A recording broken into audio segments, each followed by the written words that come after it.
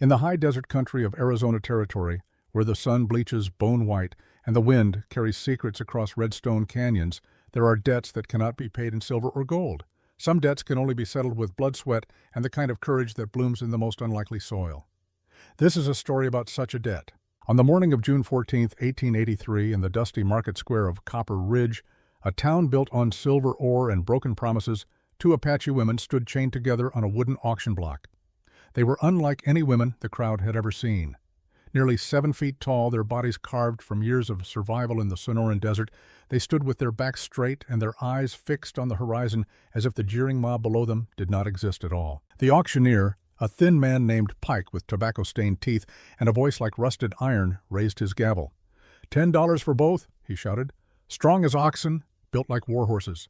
The crowd of 40, maybe 50 souls, miners and ranchers and merchants with dust in their hair and whiskey on their breath, erupted in laughter.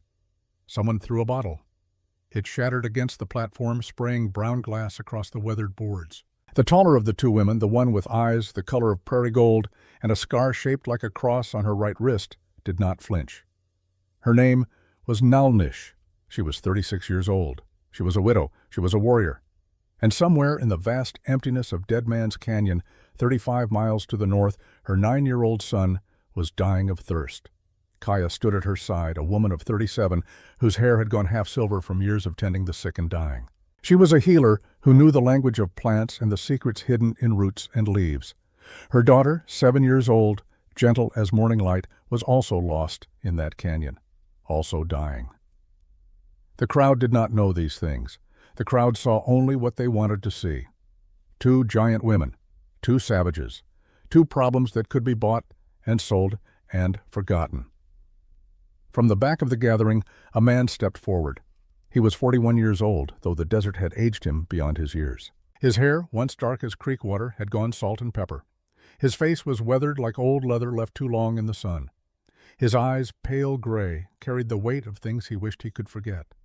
He wore a clean white shirt, not torn or patched, and his boots were polished, a detail that spoke of discipline, of a man who still cared about small rituals, even when larger meanings had collapsed. His name was Caleb Thornwood. He owned a ranch 10 miles east, a spread of grazing land and cottonwood trees that had once been home to laughter and Sunday dinners, and a little girl who loved to hear stories before bed. 5 years ago, that ranch had been full of life. Now it was full of silence. Caleb walked through the crowd with steady steps.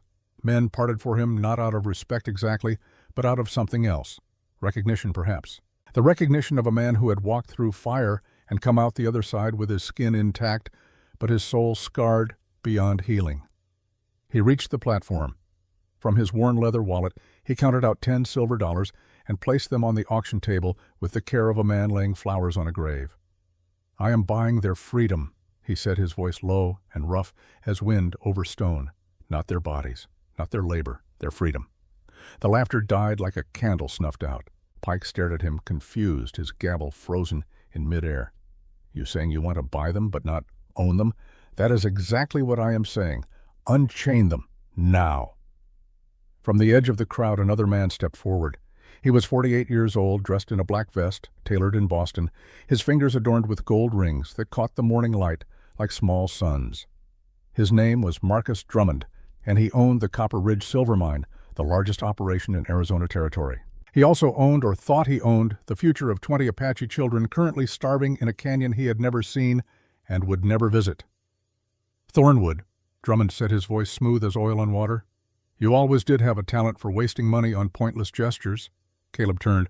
The two men looked at each other across 10 feet of sun-baked earth and 5 years of accumulated contempt.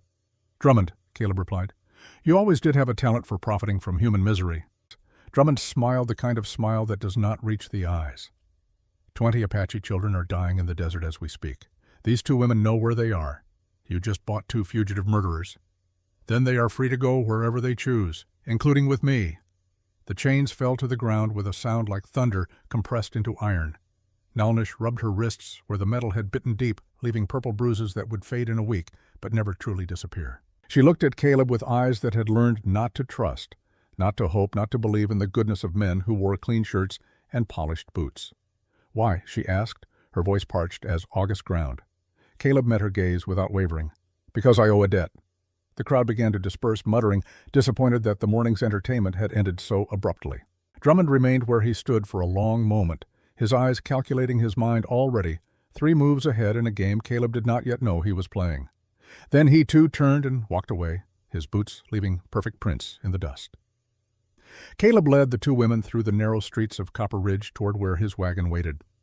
The town smelled of ore dust and cooking fires and the peculiar loneliness that settles over places built on extraction rather than cultivation.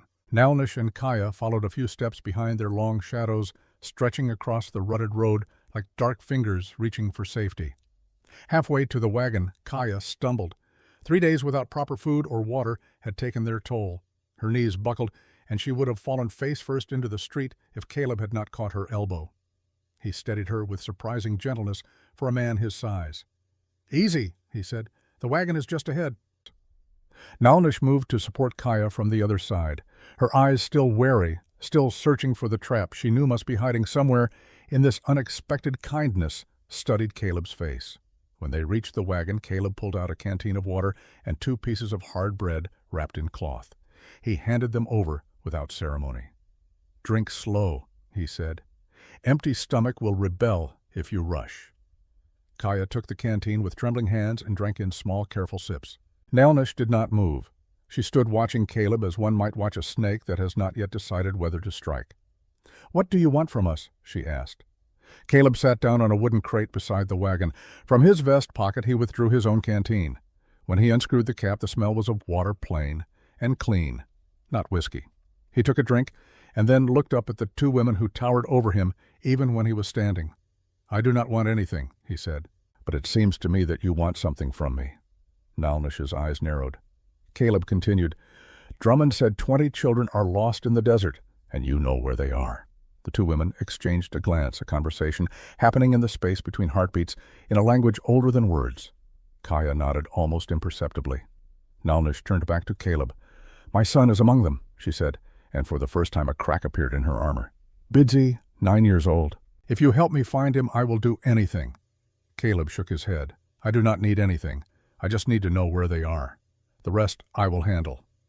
A young man appeared from around the corner leading 2 horses. He was 19 years old, lanky as a newborn colt with sun-bleached hair and eyes that still held some optimism despite working for a man as haunted as Caleb Thornwood. His name was Jacob, and he had been Caleb's ranch hand for 2 years, ever since his own parents had died of fever, and left him with nothing but strong hands and a willingness to work. Jacob stopped short when he saw the 2 Apache women. His eyes went wide. "Boss, the horses are ready." His words trailed off. Caleb stood. "Jacob, these are Nalnish and Kaya."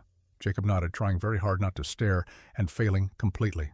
After a moment of awkward silence, he leaned close to Caleb and whispered, though not quite softly enough, "Boss, they are taller than the horses." Caleb allowed himself the smallest smile, the first that had crossed his face in what might have been weeks. "Then it is fortunate we have 3 horses." The ride back to Thornwood Ranch took 40 minutes. The land spread out around them in waves of sage and creosote, punctuated by red rock formations that rose like monuments to some ancient god who had long since stopped listening to prayers. By the time they reached the ranch, the sun had climbed to its midday throne, and the heat pressed down like a physical weight. The ranch was not abandoned, as some had rumored, but it was quiet in a way that spoke of absence. The barn stood solid and clean. The fences were mended. The water trough was full, but there were no children's voices. No woman singing while she hung laundry, just the wind and the creak of the windmill and the vast, aching silence of a place where laughter used to live. Caleb led them into the main house. It was simple but well kept. A wooden table, 4 chairs, an iron stove, shelves lined with canned goods and sacks of flour. On the wall hung a photograph in a wooden frame, a woman with kind eyes and dark hair, a little girl, maybe 6 years old, with ribbons in her braids and a smile that could light up midnight. Nalnish saw the photograph. "Your wife?" Caleb did not turn around. He was already at the stove building a fire to heat soup. "And my daughter. They are gone." "Mine too," Nalnish said quietly. "My husband was hanged 3 years ago." Caleb's hand stilled on the match he was striking. He turned to face her. "What was his crime?" "He killed the man who sold our tribal land to Drummond's mine." Caleb nodded slowly, understanding, settling over him like dust after a storm. Now the pieces began to fit together. Now Drummond's interest made sense. While the soup heated, Kaya fell asleep in a chair by the window, exhausted beyond the capacity for vigilance. Nalnish remained standing, though her legs trembled with fatigue. She picked up a piece of charcoal from beside the fireplace and approached the wooden table. "May I?" she asked. Caleb gestured. "Do what you need." With quick, sure strokes, Nalnish began to draw on the table's surface. A map emerged, lines for canyons, circles for water sources, an X marking a location 35 miles to the north. 20 children are hiding in Dead Man's Canyon, she said. There is water there. There are caves, but there is only enough food for 3 days. Caleb studied the map. What day is this? Day 4. He closed his eyes briefly. When he opened them again, something had shifted behind the gray, something like purpose. Kaya stirred awake, her voice rough with exhaustion. "My daughter Ayasha. She is only 7. She does not know how to survive in the desert alone." Caleb set 2 bowls of soup on the table. He placed them in front of the women and then sat down across from them. "We leave at dawn," he said. 3 horses. Enough water for 5 days. Food for 25 people. Nalnish stared at him. "Why would you do this?" Caleb looked at the photograph on the wall. Margaret, Emma, the ghost that had haunted every moment of the past 5 years. "Because 5 years ago," he said slowly, "I could not save my own family. Maybe I can save yours." Nalnish stood. She walked around the table and placed her hand on Caleb's shoulder, a gesture of respect in Apache tradition, a touch that carried the weight of vows and honor and debts acknowledged. "If you help me find my son," she said, "I will remember this debt for the rest of my life." Caleb looked up at her. "I do not need someone who owes me.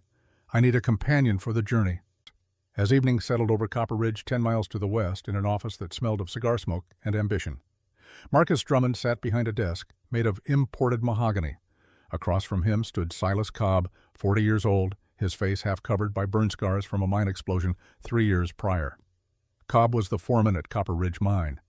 He was also the man Drummond trusted to do the things that needed doing when law and morality became inconvenient obstacles.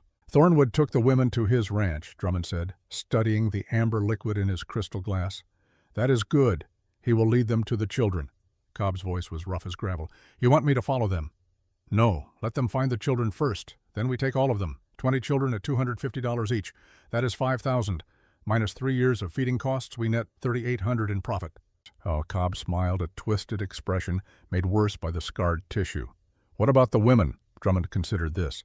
"There is a show in San Francisco. They pay $500 per giant. Call it novelty entertainment. Apache giantess. People will pay to stare." He stood and walked to the window. Below the mine entrance, gaped like a wound in the earth, breathing dust and darkness. "The children go to the mine," Drummond continued. "Small hands, good for narrow shafts. We work them until they are used up. Then we bury them, and no one asks questions because no one cares about dead Apache children." Cobb nodded. He had stopped questioning Drummond's orders 2 years ago. Around the same time, he had stopped thinking of himself as anything other than what he had become, a tool, a weapon, a man who had traded his conscience for regular wages and a roof that did not leak. "When do we move?" Cobb asked. "Give them 2 days. Let them reach the canyon. Let them gather all the children in one place. Then we sweep in. Fast. Clean. Profitable." At Thornwood Ranch, the first stars were beginning to appear in the darkening sky. Caleb stood in the doorway of the barn checking supplies. 6 canteens of water, dried meat, beans, hard bread. 2 rifles and ammunition, though he had not fired a gun at a living thing in 5 years, and prayed he would not have to now. Jacob approached carrying a saddle blanket. "Boss," he said. "I am coming with you." Caleb shook his head. "No, you stay here. Watch the ranch. If I am not back in 5 days, go to Prescott. Find Marshal Garrett. Tell him what happened." Jacob's face fell, but he nodded. He understood that this was not a conversation. It was an order. Inside the house, Nalnish stood before the photograph of Margaret and Emma. She did not touch the frame, just studied the faces captured there. Caleb came up behind her. "You love them very much," Nalnish said. "It was not a question. More than my own life." "Then we are the same, because I would die 1,000 times to save my son." Caleb stood beside her in the lamplight. 2 people, 2 cultures, 2 stories of love and loss that ran parallel like wagon ruts in a long road. "Tomorrow," he said, "we ride before the sun. 35 miles, 3 days' worth of water, and a man like Drummond who will not let us pass easily." Nalnish turned to face him. In the dim light, her eyes seemed to hold depths he had not seen before. Not just grief, not just determination. but something else. Something like hope, fragile as new grass pushing through burned ground. "Then we ride," she said, "and we fight if we must." "And we save those children," Caleb added.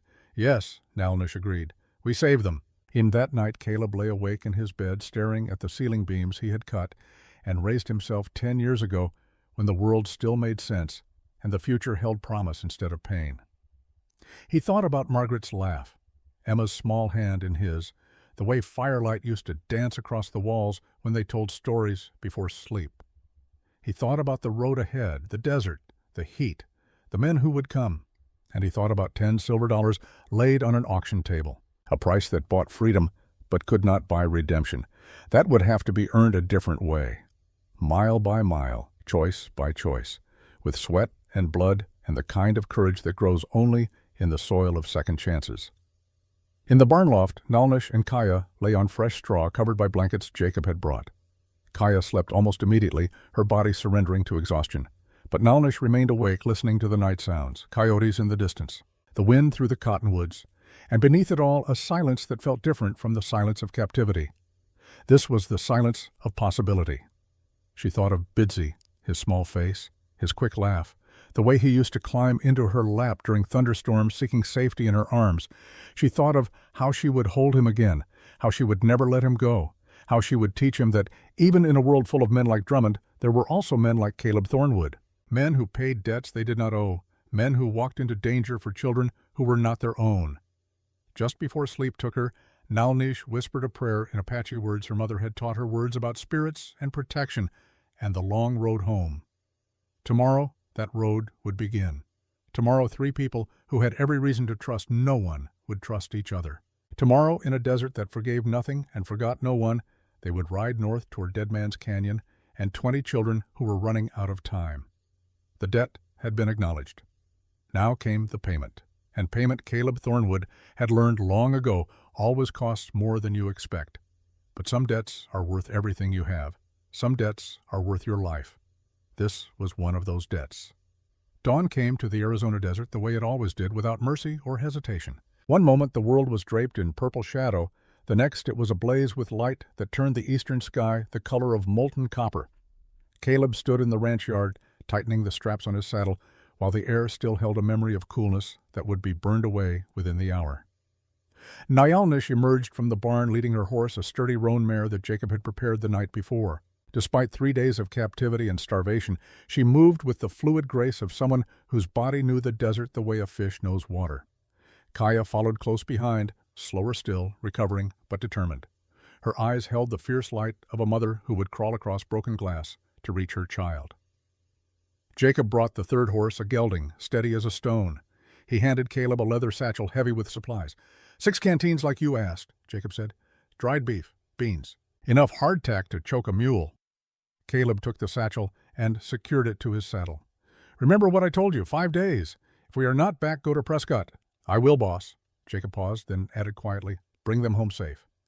The 3 riders left Thornwood Ranch as the sun cleared the horizon, their shadows stretching long behind them like dark promises written on golden sand. They rode north by northwest, following game trails that threaded through stands of mesquite and creosote, past rock formations that rose from the desert floor like the ruins of some giant's forgotten city. For the first 2 hours, no one spoke. The only sounds were hoofbeats on hard pan, the creak of leather, the occasional cry of a hawk circling overhead in lazy spirals. The heat built steadily, pressing down from above and radiating up from below, until the air itself seemed to shimmer with invisible fire. It was Kaya who broke the silence. Someone is following us. Caleb reined in his horse. Where? Kaya pointed south, back the way they had come. Perhaps 500 yards distant, almost lost in the heat shimmer and sage, something moved. A dark shape against lighter earth. A rider. Nalnish's hand went to the rifle strapped to her saddle. Drummond's man. Caleb studied the distant figure. Just one. One is enough to report where we go, Nalnish replied. They dismounted near a cluster of barrel cactus and waited in the shade of a wind-carved boulder. The tracker, believing himself still undetected, approached at a casual pace. He was a thin man, perhaps 30 years old, wearing a leather vest and a hat pulled low against the sun. When he was 50 yards away, close enough to see the details of his weathered face, Caleb stepped out from behind the rock. That is far enough, Caleb's voice carried across the desert stillness. Hands where I can see them." The tracker jerked his reins. His horse danced sideways, spooked. The man raised both hands slowly, palms out. "Do not shoot. I am just riding through." Caleb walked closer, his rifle held ready but not yet aimed at the man's chest. Nalnish circled wide to the tracker's left, moving with the predatory silence of someone who had hunted her whole life. The tracker's eyes darted between them, calculating odds that were not in his favor. "Drummond sent you," Caleb said. It was not a question. The tracker licked his lips. Sweat had drawn pale streaks through the dust on his face. "He paid me $20, just to follow, just to see where you were headed. Nothing more, I swear it." Nalnish moved closer. Even on foot, she was nearly as tall as the tracker on horseback. "Now you know where we are headed. Go back. Tell Drummond this: we will find the children, and he will not touch them." The tracker's hand drifted toward the pistol at his hip, a motion born more of instinct than intent. Nalnish was faster. She kicked upward with her long leg, her boot connecting with the man's wrist. The pistol flew from its holster and landed in the dust 10 feet away. Caleb raised his rifle. Not aiming, not threatening, just a reminder of consequence. "Leave now. Tell Drummond that if he sends someone else, he should send someone better." The tracker did not need to be told twice. He wheeled his horse and galloped south, leaving a plume of dust hanging in the still air like a signal fire. Kaya walked over and picked up the fallen pistol, a Colt revolver with ivory grips worn smooth by years of use. "A good weapon," she said, tucking it into her belt. "We keep it." They remounted and rode on. The land began to change as they moved deeper into the territory where rock and sand replaced the scattered vegetation of the lower elevations. The sky, which had started the day as pure cobalt, began to take on a sickly yellow tinge along the western horizon. By early afternoon, when the heat had reached its crushing peak, and even the lizards had retreated to whatever shade they could find, Kaya pointed to the strange colors spreading across the sky. "Sandstorm," she said. 30 minutes, maybe less." Caleb scanned the landscape for shelter. In country this open, a sandstorm could strip flesh from bone, could blind a man, could bury a horse. To the east, perhaps half a mile away, a ridge of broken stone jutted from the desert floor. "There," he pointed. "Move fast." They pushed the horses into a gallop, racing against wind they could not yet feel, but could see approaching like a yellow wall, devouring the horizon. The sound came next, a low roar that built and built until it drowned out even the thunder of hooves on stone. They reached the ridge with perhaps 5 minutes to spare. At the base of the rock face, a crack in the stone opened into a narrow crevice, not quite a cave, but deep enough to offer protection. Caleb and Nalnish pulled the horses into the sheltered space while Kaya gathered the supplies they would need. The wall of sand and wind hit like a physical blow. The world disappeared into howling brown chaos. Wind shrieked through gaps in the rock, carrying particles of grit that stung exposed skin like angry bees. The 3 horses pressed together, their eyes rolling white with fear. Nalnish spread her body across the opening, using her considerable size to block as much wind as possible. Caleb held the horses' reins, speaking to them in low, steady tones that probably could not be heard over the storm, but seemed to calm them anyway. And then, through the roar of wind and the rattle of sand against stone, they heard something else, a sound that did not belong to the storm, a child crying. Nalnish's head snapped up. "Someone is out there!" Caleb shook his head violently. "Too dangerous! The storm is too strong!" But Nalnish was already moving. She pushed out into the maelstrom, her tall frame immediately swallowed by brown wind. Caleb cursed under his breath and followed. In the storm, visibility dropped to mere feet. Sand filled his nose, his mouth, his eyes. He could barely make out Nalnish's silhouette ahead of him, moving with purpose toward something he could not see. Then he saw it too. A small shape huddled against a boulder, arms wrapped around knees, face buried against the stone. Nalnish reached the child first. She scooped up the tiny body as easily as picking up a kitten and turned back toward the crevice. Caleb cleared the path ahead, one arm raised to shield his face. They stumbled back into shelter just as the storm reached its full fury. In the relative quiet of their stone refuge, Kaya examined the child they had rescued. A girl, perhaps 5 years old, with tangled black hair and skin burned dark by the sun. Her lips were cracked and bleeding. Her eyes, when they fluttered open, were glazed with fever. "Siki," Kaya whispered, pressing her hand to the child's forehead. "Her name is Siki. She is one of the 20. Kaya worked quickly, pulling dried herbs from the pouch at her belt, mixing them with water from one of the precious canteens. She held the mixture to Siki's lips, coaxing the child to drink in small sips. The girl coughed, sputtered, but swallowed. Nalnish knelt beside them, her large hand gentle on Siki's small shoulder. "You are safe now, little one. We are here." Siki's eyes focused on Nalnish's face. Recognition flickered there. "Auntie Nalnish," her voice was barely a whisper. "Yes, child, I am here." The others, Siki managed between labored breaths. "Dead Man's Canyon, but no more food. They are so hungry." The storm raged for another hour. In that time, Kaya tended to Siki, while Caleb and Nalnish sat in the narrow space, their shoulders nearly touching, watching the brown wall of wind beyond their shelter. When the wind finally began to die, when the air cleared enough to see more than arm's length, when the desert settled back into its customary stillness, they built a small fire from dried mesquite branches Kaya found wedged in the rocks. The flames cast dancing shadows on the stone walls. Siki slept in Kaya's lap, wrapped in a blanket, her small chest rising and falling in the slow rhythm of exhausted rest. The three adults sat around the fire, each lost in thoughts too heavy to voice. It was Nalnish who spoke first. "My son Bidzi is afraid of storms like this. When thunder comes, he runs to me. He climbs in my arms, even though he thinks he is too old for such things." Kaya looked up from the sleeping child. Ayasha, too. She hides her face when lightning flashes. The firelight carved deep shadows across Caleb's weathered face. He stared into the flames, as if reading memories written there in ash and ember. "My Emma was afraid of the dark," he said quietly. "Every night I had to tell her a story before she would sleep.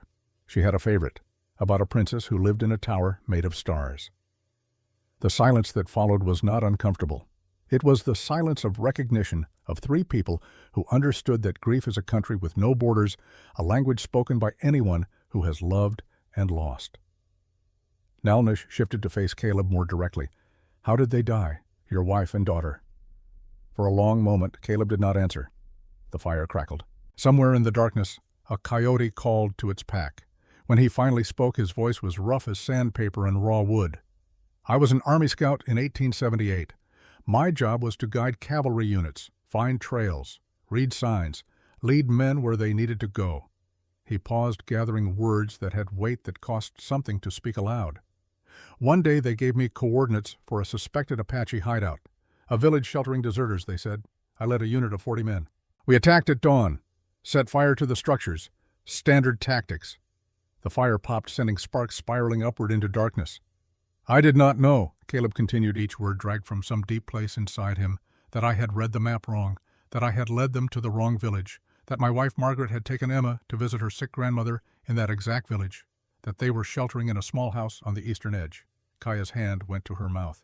"When the fires burned down," Caleb said, "I found 2 bodies, one large, one small, in the house where the grandmother had lived. They were together. Margaret had been holding Emma when the roof collapsed."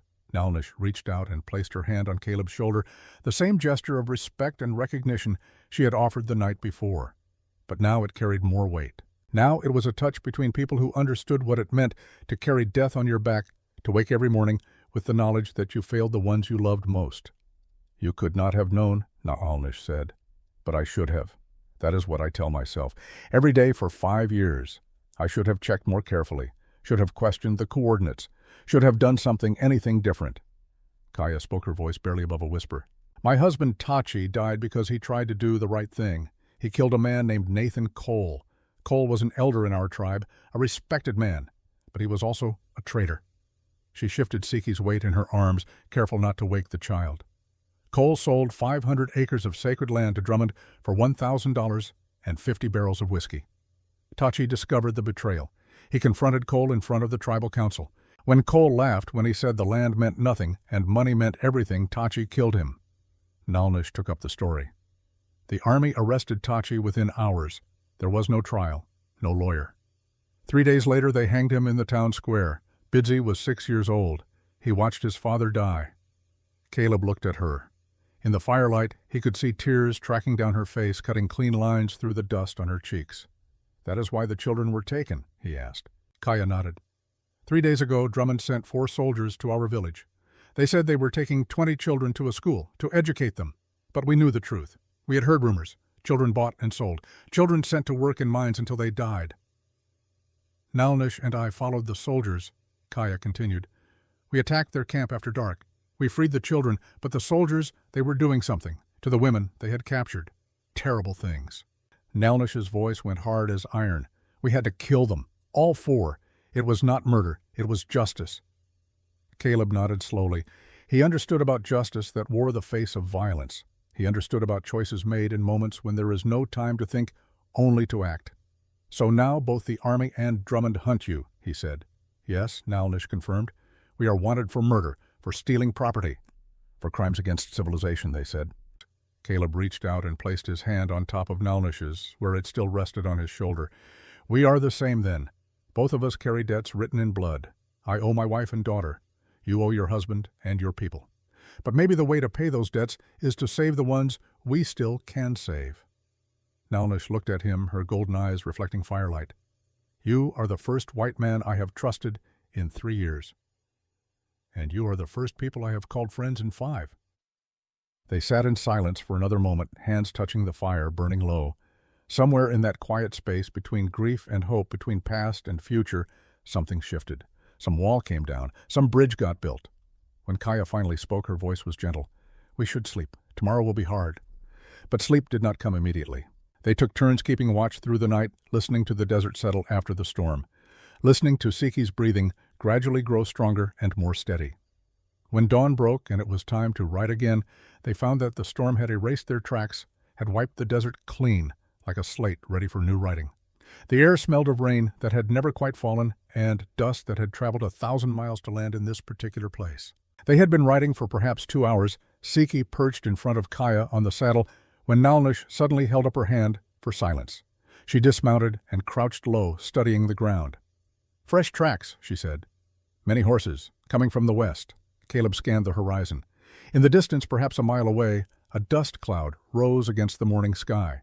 Not the random drift of wind-blown sand, but the purposeful plume of riders moving fast. From that cloud, 5 horsemen emerged. Even at this distance, Caleb could make out the led rider's distinctive silhouette. Tall in the saddle, black hat. Shoulders that carried the kind of confidence that comes from never having been told no. Silas Cobb had found them. The 5 riders approached at a steady trot, spreading out into a line as they drew near. Cobb sat in the center, his scarred face giving him the appearance of a man who had crawled out of a fire and decided to bring it with him. The 4 men flanking him wore the rough clothes of hired muscle, the kind of men who measured their worth in wages rather than principles. When they were 30 yards away, Cobb raised his hand and the line stopped. He remained mounted, looking down at Caleb and the 2 women with an expression that mixed contempt with something darker. Calculation, perhaps. The cold math of a man who saw people as problems to be solved or profit to be gained. "Thornwood," Cobb called out, his voice rough as gravel scraped across tin. "You are making this harder than it needs to be. Hand over the women and the child. Drummond wants them alive. He does not care about one way or the other." Caleb dismounted slowly. He pushed Naalnish and Kaya behind him, a gesture both protective and futile, given that either woman could probably snap him in half if they chose to. "Ride back, Cobb. Tell Drummond there is no deal to be made here." Cobb's scarred mouth twisted into something that might have been a smile if smiles could carry malice. "You have 1 rifle. I have 5 men. Do the arithmetic." Nalnish stepped forward her considerable height, making her nearly eye level with Cobb on his horse. In her hand, retrieved from where Siki had been carrying it, she held a small bow and a single arrow. How the child had managed to keep it through captivity and storm was a mystery, but there it was, string drawn back, arrow nocked, the obsidian point aimed directly at Cobb's chest. "You have 5 men," Nalnish said, her voice carrying the weight of absolute certainty. "But I only need 1 arrow." The 4 hired men shifted in their saddles. One of them, younger than the others, perhaps 20 years old, leaned toward Cobb and whispered something Caleb could not hear. But he could see the effect, uncertainty creeping into the younger man's eyes, fear, perhaps, or the sudden recognition that dying for $20 was not the bargain he thought he had made. Kaya moved to stand beside Nalnish, a knife in her hand that had appeared from somewhere in her clothing like a magic trick. Not threatening, not yet, but ready. Cobb looked at the 2 giant women, at the man who had once been a soldier and still carried himself like one, at the small child watching with fever-bright eyes from atop the horse. He looked at his 4 men and saw doubt written in their posture. The mathematics of the situation shifted. "Drummond does not pay me enough for this," Cobb said finally. He pulled his horse's reins. "But he will pay me enough for something else, and next time we meet Thornwood, we will not be so civil." He wheeled his horse and rode west, his 4 men following. They did not gallop away in panic, but neither did they linger. They simply left like men who had decided that this particular problem could wait for another day, when the numbers made more sense. When the dust of their departure had settled, Caleb turned to Nalnish. "He will come back with more men." "I know," she said, lowering the bow, "which means we must reach the children before he does." Kaya lifted Siki down from the horse and checked the child's forehead. The fever had broken. Color was returning to her small face. "How far to the canyon?" Caleb asked. Nalnish studied the sun, the angle of shadows, the shape of distant peaks. 15 miles. We can be there by nightfall if we ride hard." They were about to mount when the sound of a single horse approaching fast made them reach for weapons. From the east, a rider appeared, pushing his mount, hard dust billowing behind him. Caleb raised his rifle. Nalnish nocked an arrow. But as the rider drew closer, Caleb lowered his weapon slowly, recognition dawning. Lieutenant Webb, the same young officer who had come to Thornwood Ranch days ago, who had accepted Caleb's lie about the women fleeing south. Webb reined in his lathered horse 20 yards away, hands raised. His uniform jacket hung open. His face was haggard, streaked with 2 days of trail dust. He looked like a man running from something rather than riding toward it. "Thornwood," Webb called out. "I am not here as your enemy." Caleb kept his rifle ready, but not aimed. "Then what are you here as?" Webb dismounted, moving slowly, clearly exhausted. Behind him, 3 pack horses appeared loaded with supplies. "As someone who joined the army to protect people, not hunt children for Marcus Drummond's profit." He gestured to the loaded horses. "I brought ammunition, food, water, and information you need to hear. Drummond has bribed Colonel Blackburn and half the officers at Fort Apache. He knows you are headed to Dead Man's Canyon. He plans to have 30 men waiting there to ambush you." Nalnish's eyes narrowed. "Why should we trust you?" Webb met her gaze without flinching. "Because I have a daughter, 7 years old. Her name is Sarah, same as my mother. If someone tried to take her to sell her to work her to death in a mine shaft, I would want someone with a conscience to stand against it, even if it cost them everything." The wind carried sand across the desert floor. Siki watched from Kaya's arms with wide, curious eyes. Caleb studied Webb's face, reading the exhaustion there, the conviction, the fear of a man who had made a choice that would ruin him. "You are deserting." "Yes," Webb's jaw tightened. "I will face court-martial. Dishonorable discharge. Maybe prison. But I can live with that. I cannot live with what I saw Drummond planning. Cannot live with following orders from men who buy officers like cattle and sell children like ore." Kaya approached with a canteen. "You look like you have not slept in days." Webb accepted the water gratefully. 2 days in the saddle. Did not dare stop. Had to find you before Drummond's men did." Nalnish walked a slow circle around Webb, examining him the way a tracker examines sign. She saw the blisters on his hands from hard riding, the honest exhaustion in his eyes. The 3 horses laden with supplies that would have been valuable to keep for himself if he were truly an enemy. Finally, she stopped in front of him and placed her hand on his shoulder in the Apache gesture of respect. "You have a father's heart, Lieutenant, and honest eyes. You ride with us." Webb's shoulders sagged with relief. "Thank you. I was not certain you would believe me." Caleb approached and extended his hand. Webb shook it, the grip of 2 men who understood what it meant to choose right over easy. "This will cost you everything you have built."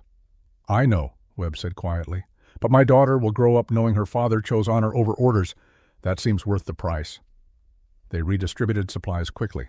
Webb's pack horses carried 40 rounds of ammunition, dried beef beans, and 4 full canteens. Luxuries in the desert. Necessities for what lay ahead. As they prepared to ride, Caleb stood beside the young officer. "When this is over, when Drummond faces trial, your testimony will matter. What you know about the bribes, the plans, all of it." Webb nodded. "I kept records, names, dates, amounts. If I am going to burn my career, I am going to make sure the fire spreads to everyone who deserves it." 4 riders now instead of 3. 4 people who understood that some debts were worth paying with your future. 4 guardians for children who deserved better than the world had given them. They mounted up Siki once again, riding with Kaya. As they turned their horses north and urged them into a steady lope, Caleb felt the weight of Webb's decision settling alongside his own. The young officer had thrown away everything he had worked for, had branded himself a deserter and a traitor in the eyes of the army he had served. But he had kept his soul, and in the end, that was the only currency that truly mattered. Caleb looked north toward where Dead Man's Canyon waited, with its secrets and its 19 remaining children. He looked at the 3 people riding with him, Nalnish warrior and mother, Kaya healer and guardian. Webb soldier turned conscience. 15 miles, he said. We ride hard. We get there before Drummond's men can set their trap. Nalnish nodded, And when we find the children, we protect them, Caleb replied, with everything we have. The desert stretched before them red and gold and merciless. Somewhere ahead, 19 children waited in darkness, their food gone, their water running low, their hope perhaps already extinguished.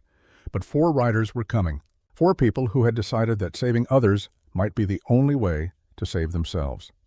The debt was being paid, mile by mile, choice by choice, and payment, as Caleb well knew, was just beginning. The afternoon sun hung like a brass coin in a white sky when they first saw the opening to Dead Man's Canyon. It appeared as little more than a dark slash in the red stone cliffs, a wound in the earth that seemed to swallow light rather than reflect it.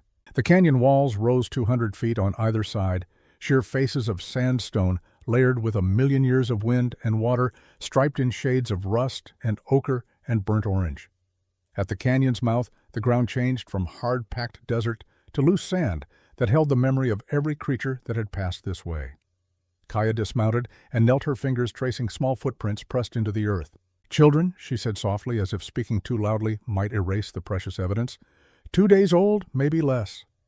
Nalnish was already off her horse, moving toward the narrow entrance with the focused intensity of a wolf that has caught a scent. Her long legs carried her forward in ground-eating strides. Caleb and Kaya followed, leading the horses through the constricted opening where the canyon walls pressed so close that a rider had to dismount and walk.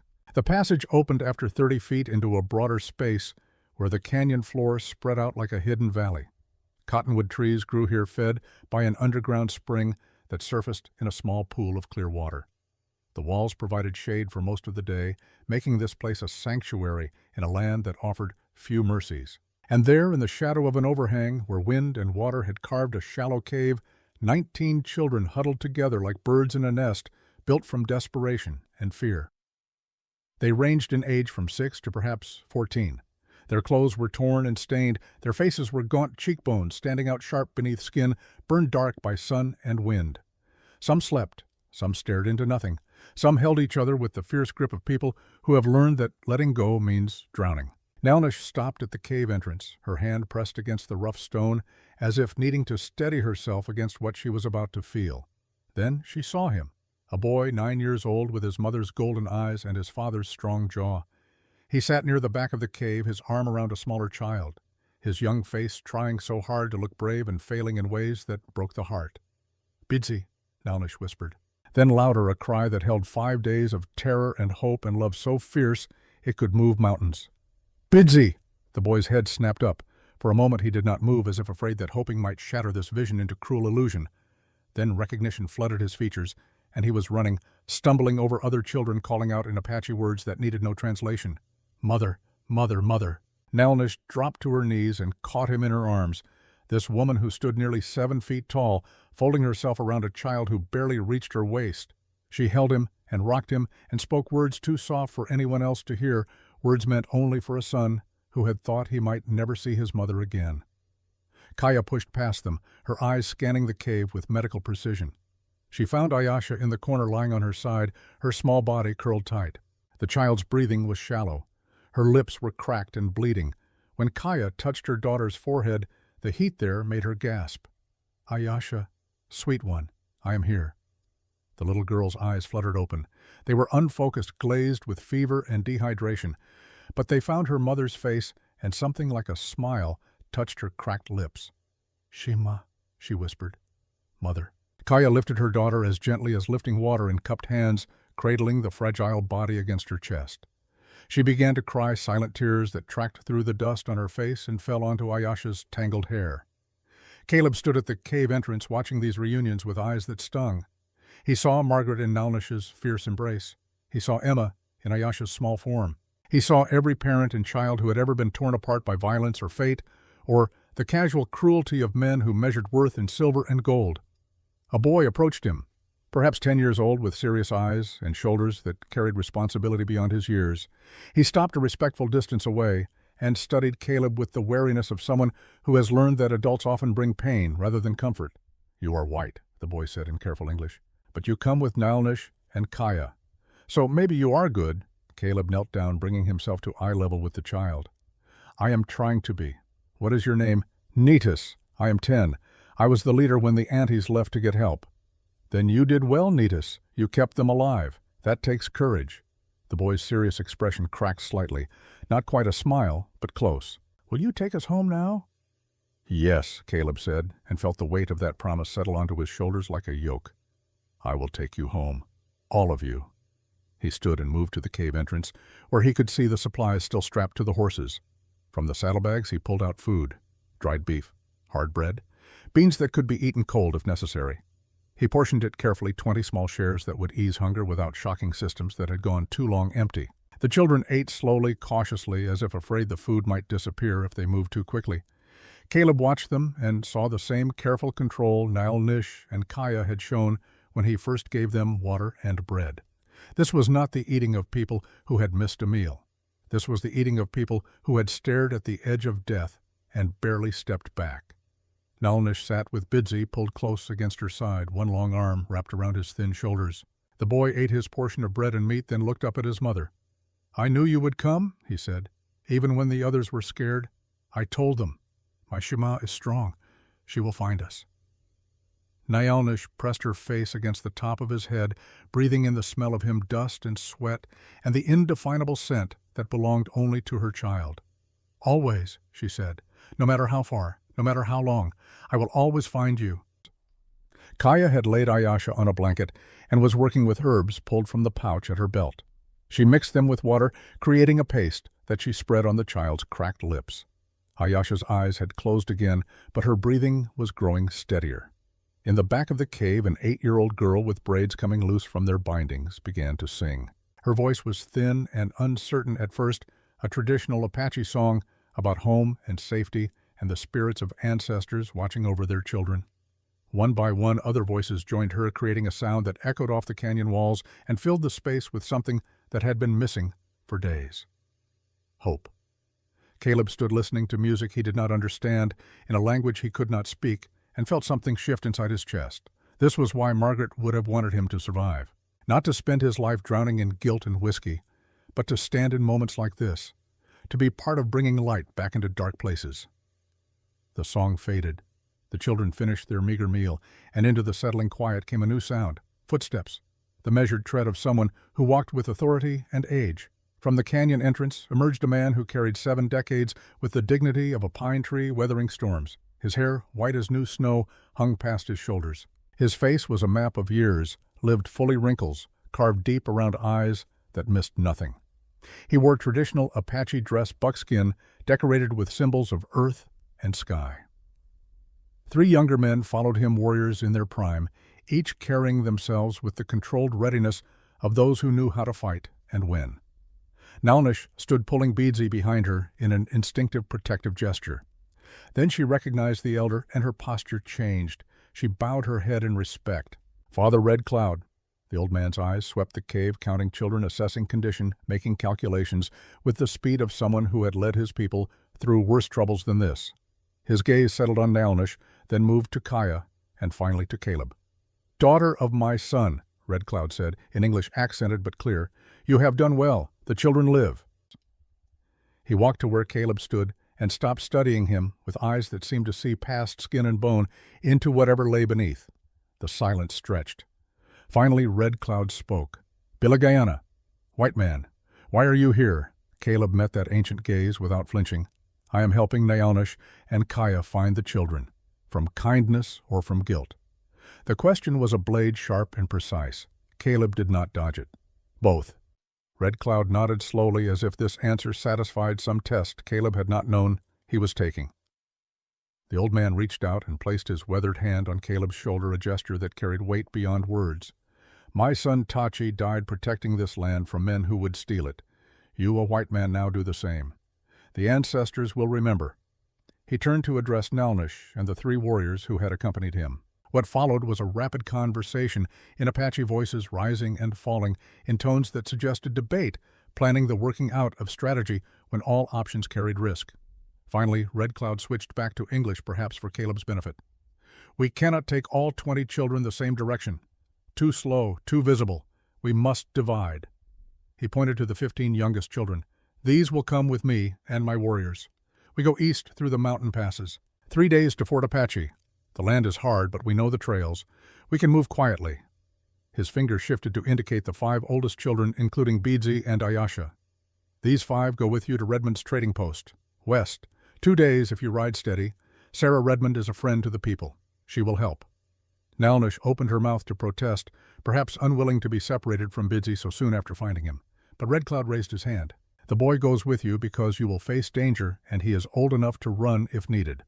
The baby girl," he gestured to Ayasha, "goes because she needs her mother's medicine and cannot travel as far." The logic was sound, even if the emotions fought against it. Nalnish nodded, accepting the wisdom, even as her heart resisted. Caleb stepped forward. "There is something you should know. A man named Silas Cobb is tracking us. He works for Marcus Drummond, the mine owner, who ordered the children taken. Cobb will not stop, and he will not come alone next time." Red Cloud's expression did not change, but something flickered in his eyes. Not fear, acknowledgement, the recognition of an enemy named, and therefore able to be faced. "Then we move now," the old man said, "before this Cobb returns with reinforcements." They began to organize immediately. The 15 younger children were divided among Red Cloud's 3 warriors, with the smallest riding doubled up. Food and water were redistributed. Blankets were shared. The 8-year-old girl who had sung earlier, whose name was Shima, approached Caleb and pressed something into his hand. It was a smooth stone round as a robin's egg, worn soft by water and time. "For luck, uncle," she said solemnly. Caleb closed his fingers around the stone. Its weight was negligible, but its meaning was not. He tucked it into his shirt pocket over his heart. "Thank you, Shima. I will carry it carefully." Red Cloud and his group left first, melting into the canyon passages to the east like smoke dispersing in wind. One moment they were there, the next they were shadows, then they were gone.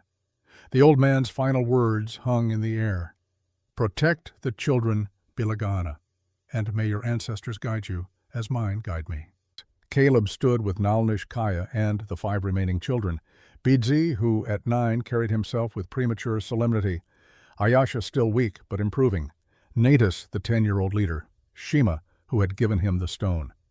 And a 12-year-old boy named Takota, who had not spoken since they arrived, but whose eyes missed nothing. They were preparing to mount up when the sound of hoofbeats echoed off the canyon walls. Not the careful approach of Red Cloud's group, but the thunder of many horses moving fast, with no concern for stealth. Caleb counted as they appeared at the canyon mouth. 12 riders. Silas Cobb sat his horse in the center, his scarred face twisted into something between a smile and a snarl. "Thornwood," Cobb's voice boomed off the stone walls. "End of the line. Surrender the women and children. Last chance." Caleb pushed the children behind him. Nalnish and Kaya moved to flank him, creating a human wall. There was nowhere to run. The canyon had only one entrance, and Cobb's men blocked it completely. "No deal, Cobb," Caleb called back. "Leave now or face consequences." Cobb laughed a sound without humor. "Consequences. You are 3 adults and 5 children. I have 12 armed men. The math does not work in your favor." But even as he spoke, Cobb's men began to shift uneasily in their saddles. They were looking at the 2 giant women who stood without fear, at the white man who held a rifle like he knew how to use it, at 5 children who should have been terrified but instead stood with the quiet dignity of those who have already survived the worst. Nalnish raised her bow. Kaya drew her knife. Caleb chambered a round in his rifle with a metallic click that carried clearly in the confined space. "Come, take them then," Nalnish said, her voice steady as bedrock. For a long moment no one moved. It was a tableau frozen in time, 2 forces balanced on the edge of a violence, each waiting for the other to tip first. Then Cobb made his mistake. He spurred his horse forward, reaching for the pistol at his hip. Nalnish's arrow took him in the shoulder before the gun cleared leather. Cobb screamed and fell sideways off his horse. 3 of his men charged forward. Caleb fired, not aiming to kill but to stop, and one man's horse reared, throwing its rider. Kaya's knife flashed in the sunlight as she engaged another rider who had dismounted, the blade finding the meat of his arm. The fight was brief and brutal. Nalnish moved like water, all fluid grace and devastating power. She pulled Cobb from the ground, even as he clutched his bleeding shoulder and held him by the throat against the canyon wall. "Enough!" Caleb shouted, and the command in his voice was enough to freeze the moment. 7 of Cobb's men had fled. 4 lay wounded but not dead. And Cobb himself dangled in Nalnish's grip like a child holding a doll. "Kill me," Cobb gasped through his constricted throat, "or I will come back, again and again." Caleb walked over and looked into those hate-filled eyes. "No, you will live, because dead men cannot testify. And you are going to tell a judge everything you know about Drummond's operation." Nalnish dropped him. Cobb fell to his knees, gasping. They bound his hands with leather cord, put him on a horse. The 4 wounded men were allowed to tend their injuries and ride away. As the dust of their departure settled, Cobb looked at Caleb with eyes that held more than pain. They held knowledge and malice. "Does not matter," he wheezed through damaged vocal cords. "Drummond knows you are headed to Redmond's trading post. He will be there. With 50 men, you ride into a trap Thornwood." Caleb looked at Nalnish. She looked back. In that shared glance passed an entire conversation. They could turn back. They could run. They could scatter into the desert and hope. Or they could ride forward, into the trap, toward 50 armed men and a reckoning that had been building since the moment Caleb laid 10 silver dollars on an auction table and chose to pay a debt he did not owe. "Then we ride," Caleb said quietly, "and we fight if we must." Nalnish nodded. "We fight." They mounted up the 5 children distributed among 3 horses, Cobb tied behind Caleb's saddle like salvaged cargo. As they rode out of Dead Man's Canyon toward the western sun, toward Redmond's trading post, and whatever waited there, Caleb felt the stone Shima had given him pressing against his chest. For luck, she had said. He had a feeling they would need every bit of it. The sun was sliding toward the western horizon, painting the desert in shades of amber and rust, when they first saw the smoke rising from Redmond's trading post. It stood alone on the flat plain like a ship anchored in an ocean of sand and sage, a 2-story structure of weathered timber with a covered porch that wrapped around 3 sides. Lamplight already glowed in the windows, though full dark was still an hour away. As they approached, Caleb could see people moving in and out of the building. Not just Apache, though there were several, but also white settlers, Mexican traders, even a Chinese family unloading goods from a wagon. This was neutral ground in a territory where such places were rare as water in August. A place where money talked louder than the color of a man's skin, and Sarah Redmond kept the peace with a combination of fair dealing and a shotgun she was known to use when fair dealing failed. They dismounted in front of the hitching post. The 5 children stayed close to Nalnish and Kaya, their eyes wide at seeing so many people after days of isolation.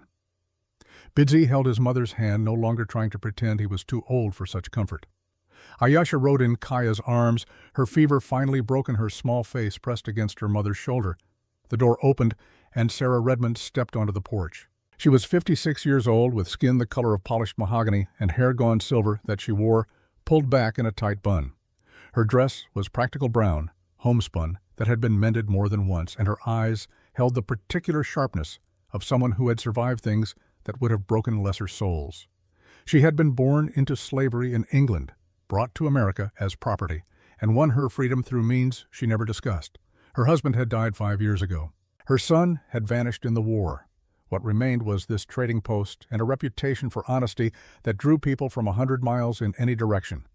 She looked at Caleb, then at the 2 giant women, then at the children, then at Silas Cobb, tied to a horse and bleeding through a shoulder wound. Her expression did not change. "Caleb Thornwood," she said, her voice carrying the accent of her birthplace mixed with decades of American frontier. "5 years since I have seen you, and you bring me quite the collection." Caleb managed a tired smile. "Sarah, I need help." "I can see that." She descended the porch steps, moving with the careful precision of someone whose joints protested more than they used to, but whose will was stronger than any pain.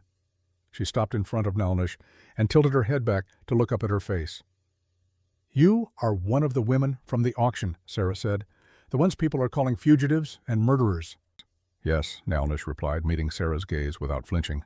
"We killed 4 soldiers, but they were hurting our women, stealing our children."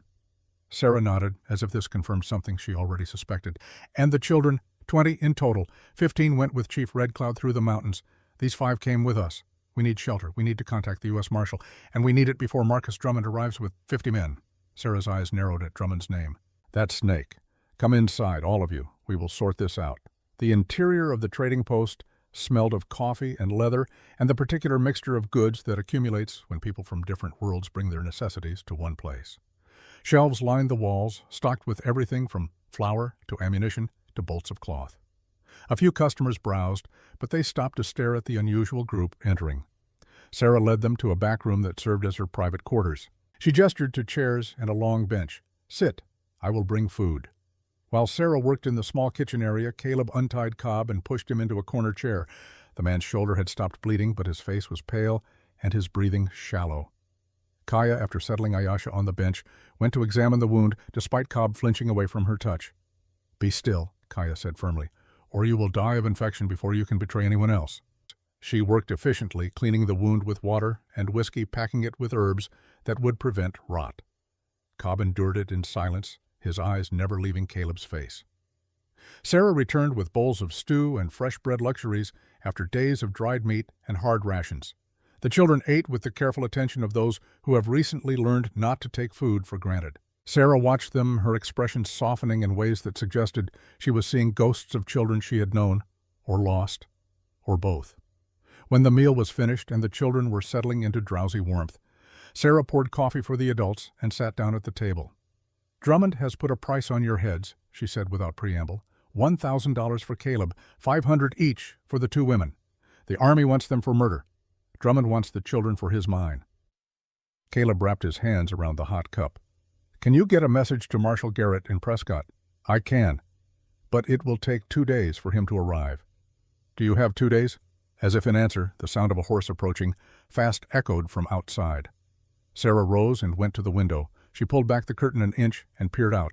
"One rider, coming hard!" She turned back. "Stay here." She went to the front room. Through the wall they heard the door open, heard voices in low conversation, heard the door close again. Sarah returned with her face set in grim lines. "That was Charlie Moss, a scout who does work for various people, including occasionally me. He says Drummond left Copper Ridge this morning with 40 men. They will be here by dawn tomorrow, maybe sooner." The room went silent except for the soft breathing of children who had finally felt safe enough to sleep. Nyalnish spoke first. "Then we leave now. Lead them away from here." Sarah shook her head. "Where would you go? The desert will kill you faster than Drummond, and those children cannot ride all night." She paused, her fingers drumming on the table in a rhythm that spoke of thinking, calculating, planning. "No, we stay, we defend, and we hope that enough good people will stand with us." Caleb looked at her. "You are asking people to risk their lives against Drummond." "I am asking them to choose what kind of people they want to be. Come." Sarah led them back to the main room of the trading post. She walked to the center of the space and rang a brass bell that hung near the counter. The clear tone cut through the low murmur of conversation. People turned. "Listen to me," Sarah called out, her voice carrying the authority of someone accustomed to being heard. "I have something important to say." The room quieted. Perhaps 20 people were present, a mixture of faces and backgrounds that represented the strange democracy of the frontier where need transcended prejudice, at least some of the time. Sarah gestured to Caleb, Nyalnish, and Kaya.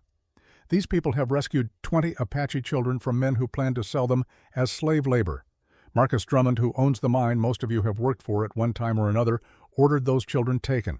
He will arrive here tomorrow with 40 armed men to take them back, to take these women, to kill anyone who stands in his way." A ripple of shock moved through the room. A heavy-set man in his 40s, his face weathered by years of outdoor work, spoke up. "Why should we care? That is Apache business." Before Sarah could respond, Nyalnish stepped forward. Even in the lamplight, even surrounded by people who had every reason to fear her size and her reputation, she carried herself with a dignity that commanded attention. "It is everyone's business," she said, her voice clear and strong. "Drummond takes Apache children today.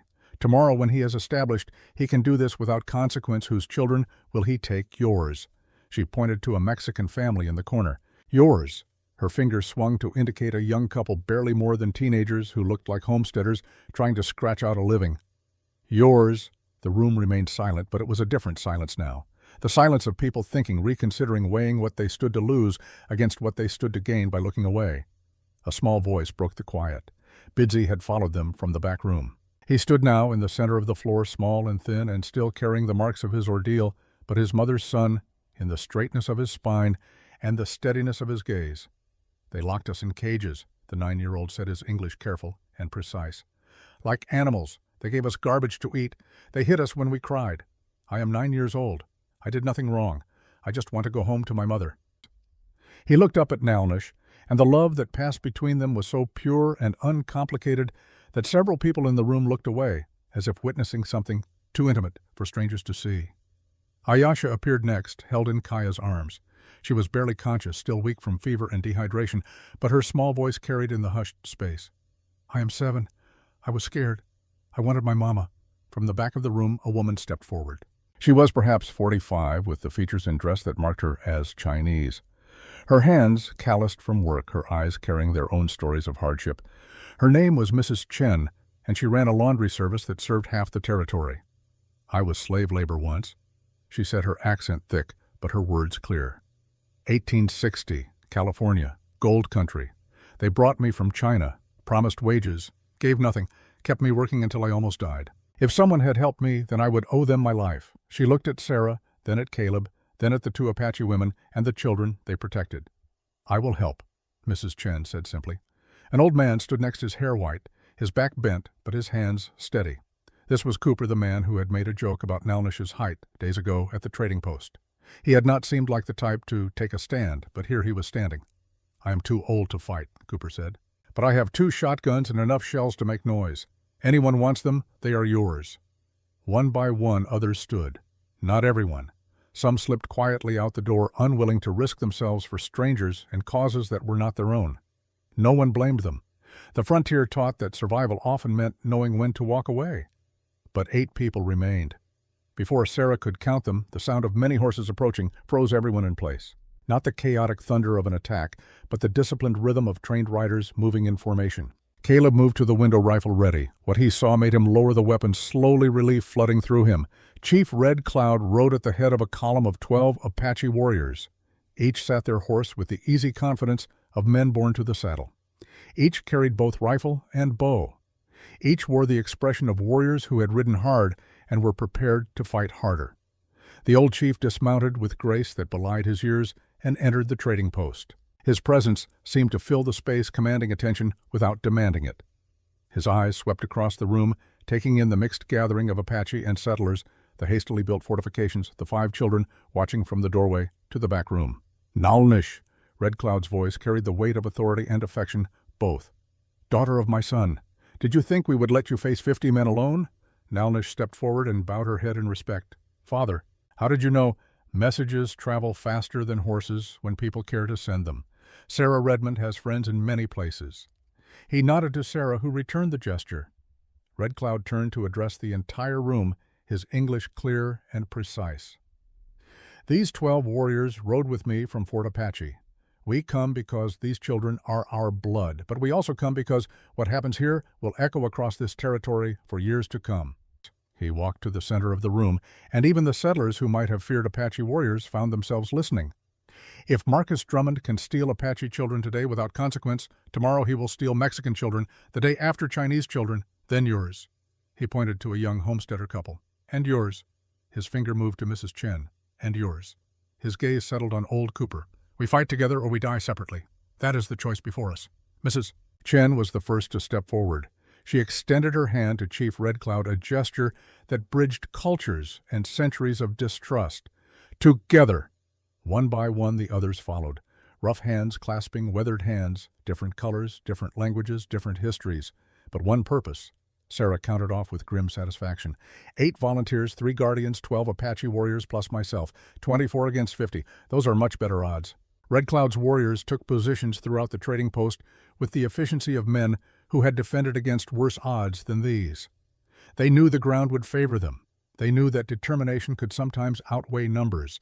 And they knew that the children watching from the cellar stairs deserved adults willing to stand between them and evil. As preparations continued into the night, as barricades were reinforced and weapons were checked, Caleb found himself standing beside Red Cloud on the porch. "You came a long way for children who are not all your tribe," Caleb observed. The old chief looked at him with eyes that had seen too many years of war. "They are all our children, Bilagaana. Every one of them.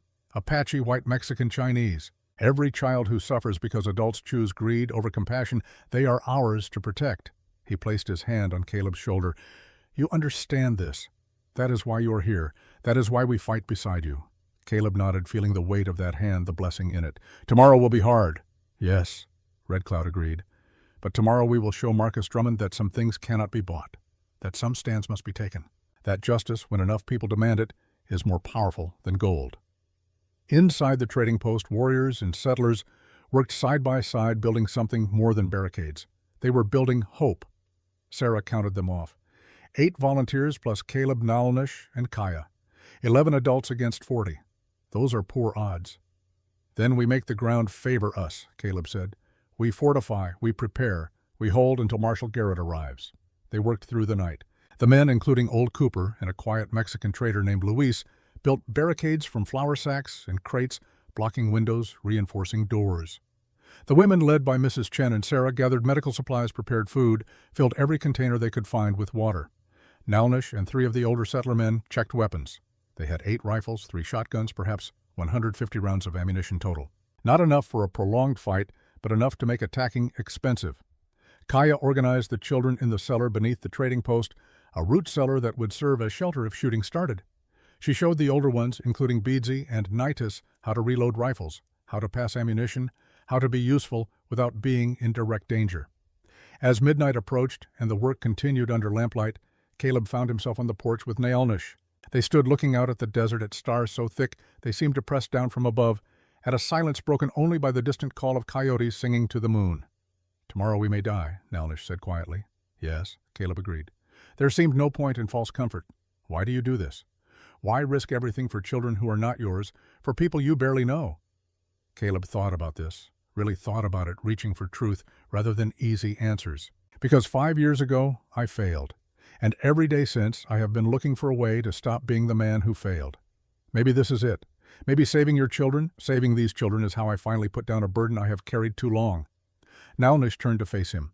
In the starlight, her eyes seemed to hold depths he had not seen before. Not just the hardness of a warrior or the fierceness of a mother, but something softer. Something that looked almost like tenderness. "You are a good man, Caleb Thornwood, better than you know." She reached out and took his hand, not a warrior's grip or a gesture of alliance, but something gentler, her palm against his palm, her fingers curling around his. A touch that spoke of connection, of trust, of possibilities that neither of them had expected to find in the middle of all this chaos and danger. "If we survive tomorrow," she said, "I would like to know you better, not as an ally, as something more." Caleb felt something crack open in his chest, some wall he had built between himself and any future that involved hope or happiness or the simple human comfort of being known by another person. "I would like that too," he said. They stood there holding hands under a sky full of stars, while inside the trading post, good people prepared to face bad odds for the sake of 5 children who deserved better than the world had given them. Just before dawn, when the eastern sky was beginning to pale from black to gray, the sound of many horses carried across the desert. Caleb climbed to the roof of the trading post and looked east. In the growing light he could see them coming. Not 40 men, as they had expected. 50, maybe more. At the head of the column rode Marcus Drummond on a white horse wearing a black suit, as if he were going to a business meeting rather than a battle. Beside him rode men with rifles. Behind them came more, an army of hired guns and men who had sold their conscience for daily wages. Drummond raised his hand and the column stopped perhaps 200 yards from the trading post.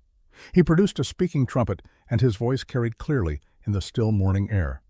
"Thornwood, you have 5 minutes. Send out the women and the children. Do that, and the rest of you can live.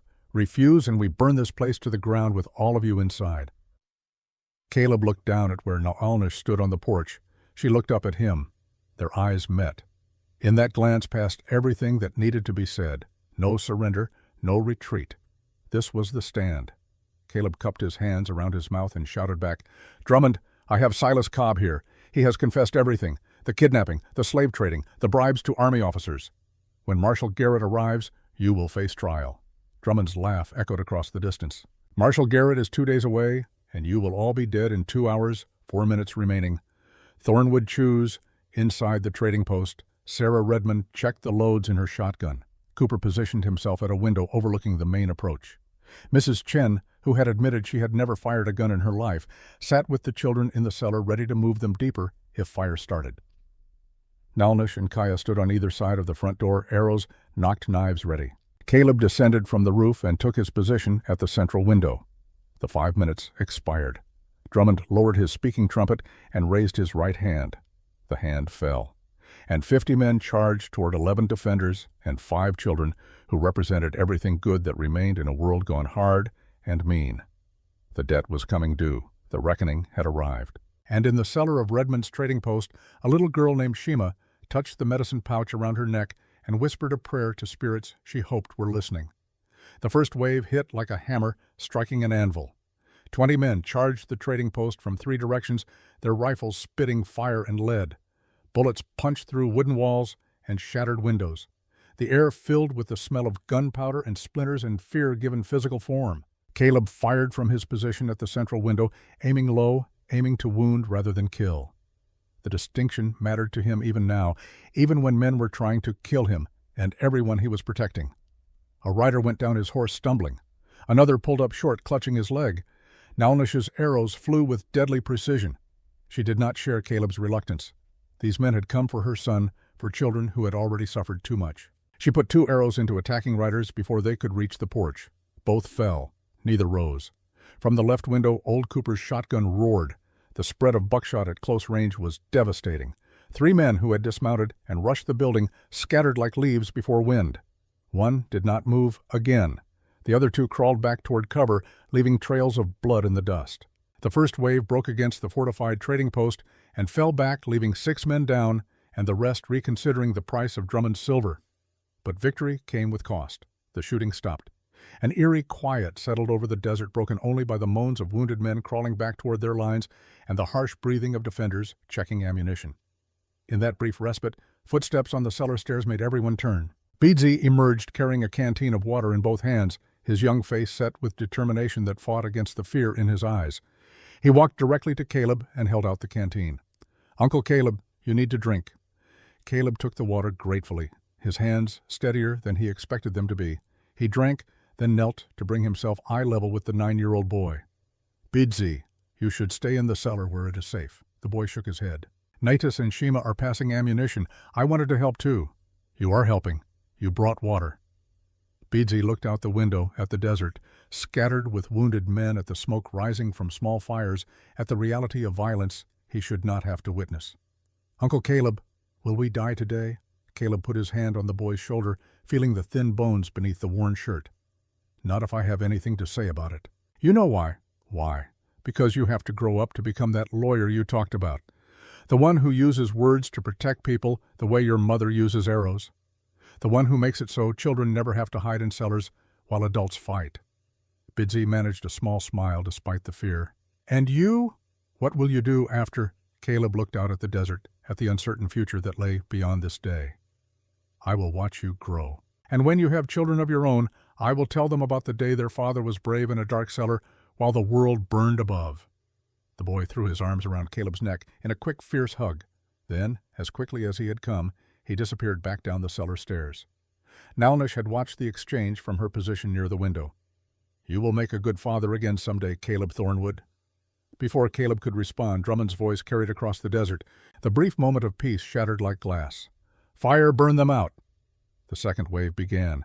Cooper slumped against the wall, his hand pressed to his leg where a bullet had torn through a muscle and lodged somewhere deep. Blood seeped between his fingers, too much blood, too fast. Sarah rushed to him with bandages and whiskey, while Mrs. Chen took over his position at the window. Kaya emerged from the cellar, her medicine bag in hand. She knelt beside Cooper and began working with the calm efficiency of someone who had treated wounds in worse conditions. The old man gritted his teeth against the pain but did not cry out. "Stubborn fool," Sarah muttered, but her hands were gentle as she helped Kaya pack the wound. Outside, Drummond's voice carried across the distance. "Fire, burn them out." The second wave did not charge. Instead, 10 men approached on foot carrying torches soaked in oil. They moved quickly, spreading out, staying low. By the time the defenders could react, 4 torches had been hurled onto the roof. Fire caught immediately in the dry timber. Flames spread with terrifying speed, feeding on wood that had baked under desert sun for 20 years. Smoke began to pour through gaps in the ceiling, thick and black and choking. Nalnish grabbed a bucket of water and threw it upward, but it was like spitting at a wildfire. The flames laughed and grew. Within minutes, the smoke in the main room became unbearable. The children in the cellar began to cough. Caleb looked at the spreading fire, at the smoke filling the space, at the people who had trusted him and were now trapped in a burning building. His mind worked through options and found none that ended well. "Cellar!" he shouted. "Everyone to the cellar now!" Sarah and Mrs. Chen helped Cooper down the narrow stairs. Luis and the other defenders followed. Nalnish came last, carrying Beadsy, despite the boy's protests that he was old enough to walk. At the top of the stairs, Caleb stopped her. "Take them down," he said. "I will stay up here. Keep the fire from spreading to the cellar entrance as long as I can." Nalnish's eyes went wide. "No, you will die." Maybe. But if I come down now, we all die. This way, you have a chance. She grabbed his arm with her free hand, her grip strong enough to leave bruises. I will not let you sacrifice yourself. Caleb reached up and gently removed her hand. Go, please. For Bidsy. For all of them. For a moment, Naelnish stood frozen between two impossible choices. Then Louise appeared at her side, taking Bidsy from her arms. I will take the boy. You convince this fool. But before Naelnish could speak, before she could argue or plead or drag Caleb bodily down the stairs, a new sound cut through the roar of flames and the crack of burning timber. A trumpet. Clear and sharp and unmistakable. The cavalry call. Caleb ran to the window, heedless of smoke and heat. Through the haze, riders appeared from the east. 20 men in formation, led by a figure Caleb recognized even at this distance. Marshal Samuel Garrett, 54 years old, sitting his horse like he had been born in the saddle, his badge catching the morning light. And beside the marshal, bouncing in his saddle with youthful enthusiasm despite 2 days of hard riding, was Jacob. Relief flooded through Caleb with such force that his knees nearly buckled. Jacob had not waited 5 days. He had left the ranch immediately after they departed, riding straight to Prescott, delivering the message that would bring help. Garrett's voice boomed across the desert, amplified by a speaking trumpet that made Drummond's look like a toy. Marcus Drummond, by the authority of the United States government and the territory of Arizona, you are ordered to cease hostilities. You are under arrest for kidnapping, human trafficking, and assault on citizens. The shooting stopped. Drummond's men, already demoralized by the fierce defense and now facing federal authority, began to lower their weapons. Some simply turned their horses and rode away, deciding that whatever Drummond was paying was not worth fighting the U.S. Marshal. But Drummond himself did not retreat. He sat his white horse in the center of what remained of his army, his face twisted with rage and disbelief. "Garrett," he shouted back, "you have no authority here. I am a citizen of Boston. I have lawyers. I have rights." The marshal dismounted with the careful movements of a man whose body had accumulated decades of saddle time and bullet wounds. He walked forward, stopping 50 yards from Drummond, close enough to be heard clearly without shouting. "The law applies to everyone, Drummond, rich or poor, Boston or Arizona. You ordered the kidnapping of 20 children. You planned to sell them as slave labor. I have testimony from Silas Cobb. I have written contracts with your signature. You are done." From the burning trading post, Caleb and Naelnish emerged onto the porch. Behind them, the others began to climb from the cellar, coughing but alive. The fire still burned on the roof, but its threat had diminished with the end of the siege. Men with buckets could save most of the structure now. Caleb walked toward the confrontation, his rifle still in his hands, but lowered. Naelnish matched him step for step, her presence a solid comfort at his side. Drummond saw them coming, his face contorted further, twisting into an expression of pure hatred. "You," he pointed at Caleb, "you destroyed everything. My operation, my profits, my future. For what? For savages and their mongrel children." The words hung in the air, ugly and revealing. Around Drummond, his remaining men shifted uncomfortably. Even those who had been willing to fight for money found themselves reluctant to stand beside such naked bigotry, spoken so loudly. Caleb stopped 10 feet from Drummond's horse. When he spoke, his voice was quiet, but it carried. Everyone leaned in to hear. "I did it because someone had to. Because those children deserve better than being bought and sold like cattle. Because I have spent 5 years drowning in guilt for the people I could not save. And I decided that maybe, just maybe, I could save these." Naelnish stepped forward, and every eye turned to her. She stood in the morning light, blood on her clothes, smoke in her hair, her son safe in the trading post behind her, and she spoke with a voice that commanded attention not through volume, but through absolute conviction. "You see savages," she said, addressing not just Drummond, but all the men who had followed him, all the people watching. "You see children who do not matter because they do not look like you, do not speak like you, do not worship like you. But we are human. We love our children as you love yours. We feel pain. We feel joy. We deserve to live free." She turned in a slow circle, making eye contact with as many people as possible. "How many of you have children? How many of you would burn the world down to save them?" Hands went up slowly. Men nodded. Even some of Drummond's hired guns found themselves agreeing. "Then how," Naelnish continued, "can you stand by while a man steals children to work them to death in darkness under the earth? How can you call that business? How can you call that anything but evil?" The silence that followed was profound. Into it a new voice spoke.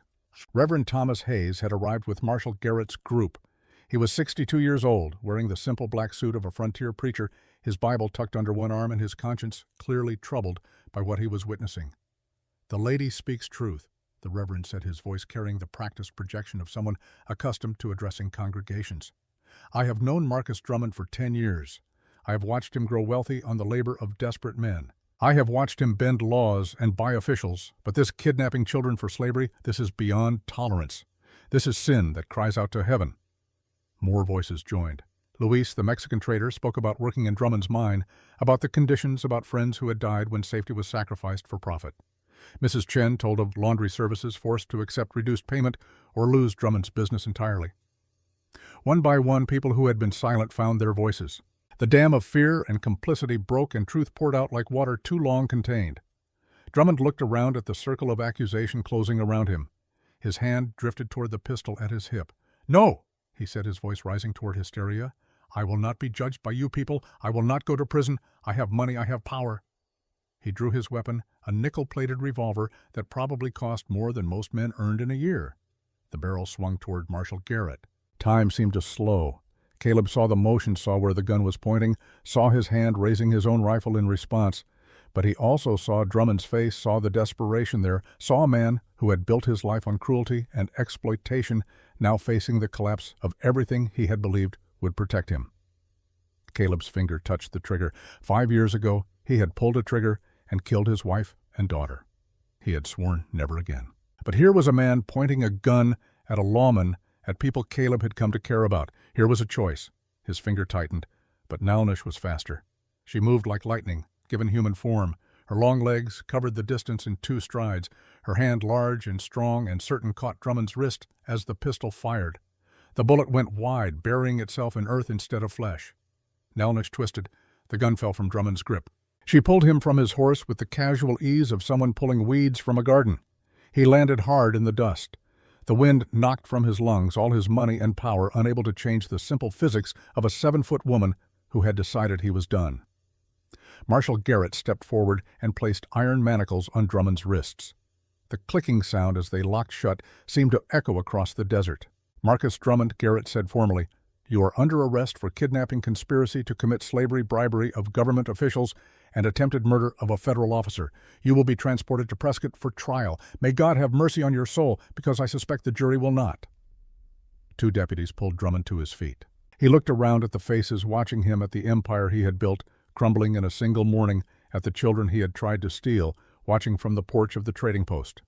"This is not over," he said, but his voice had lost its certainty. "I have lawyers.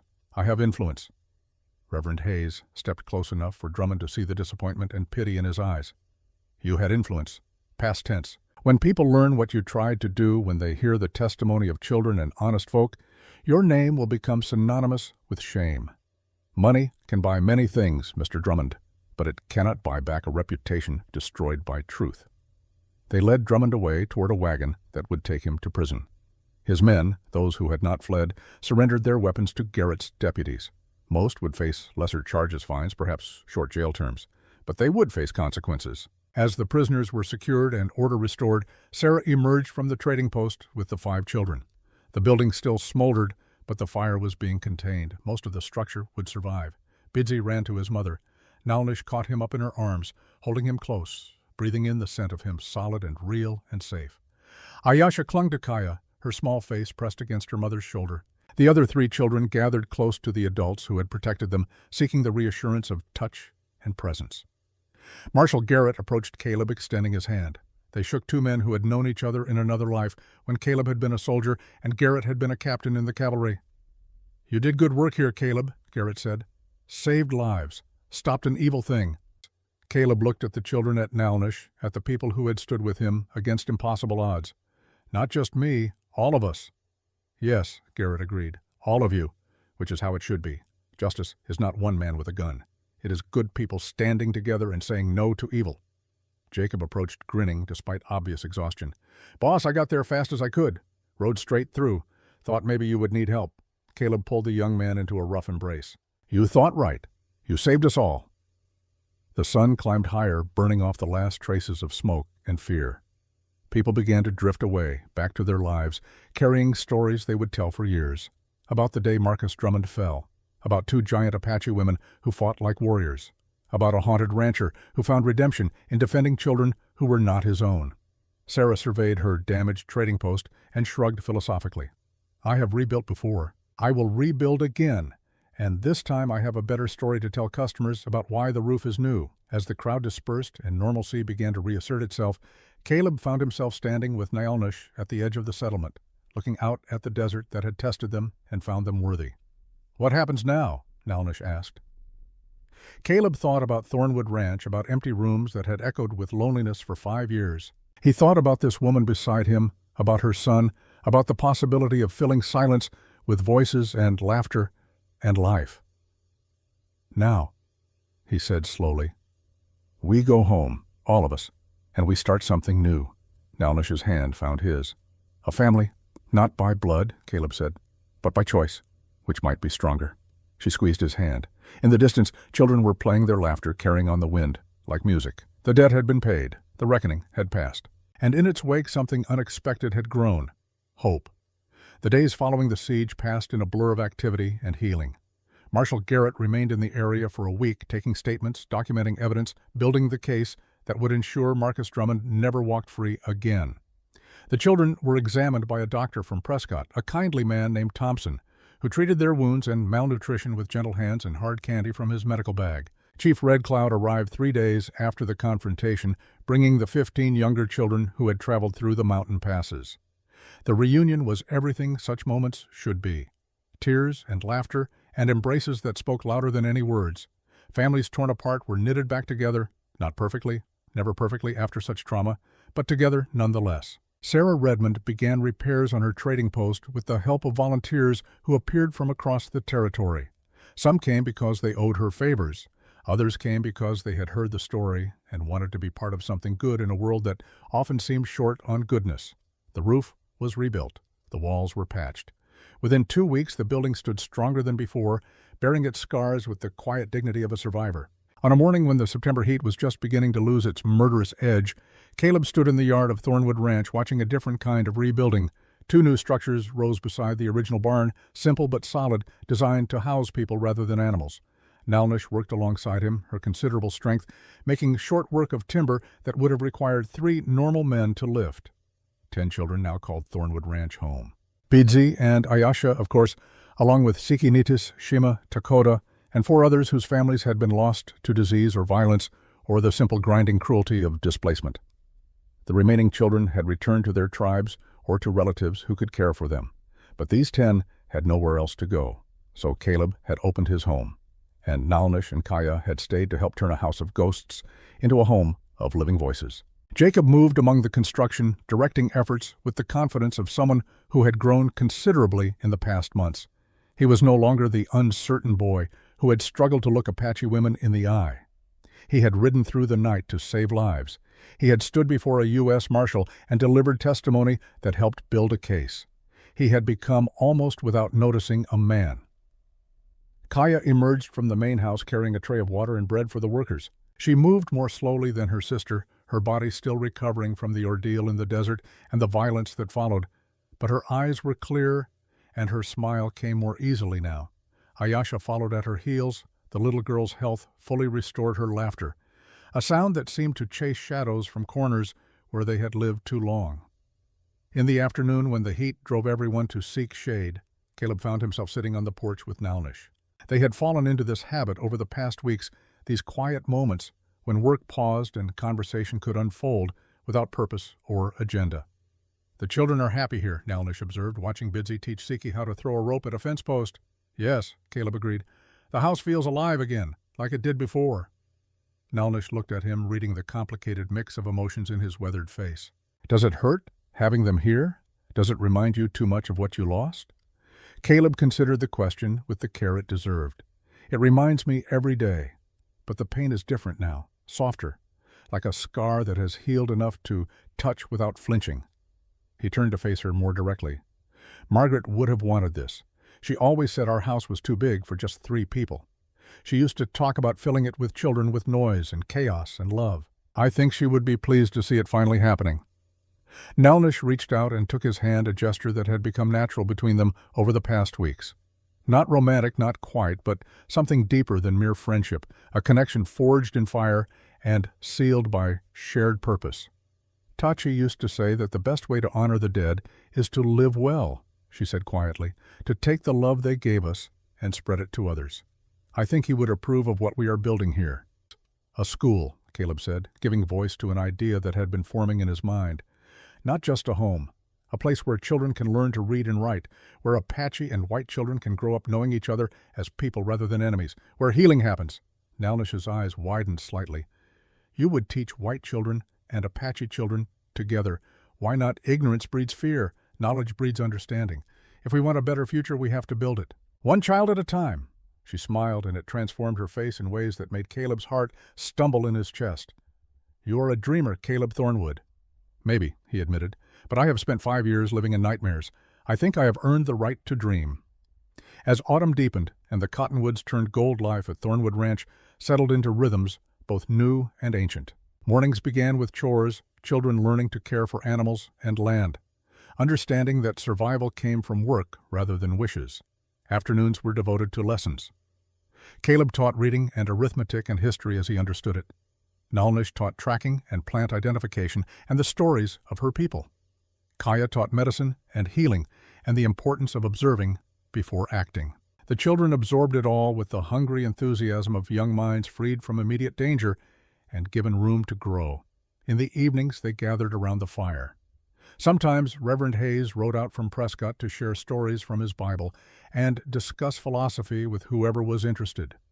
Sometimes Chief Red Cloud visited, bringing news from the Apache settlements and teaching the children about their heritage. Sometimes it was just the makeshift family sharing food and conversation and the simple comfort of belonging.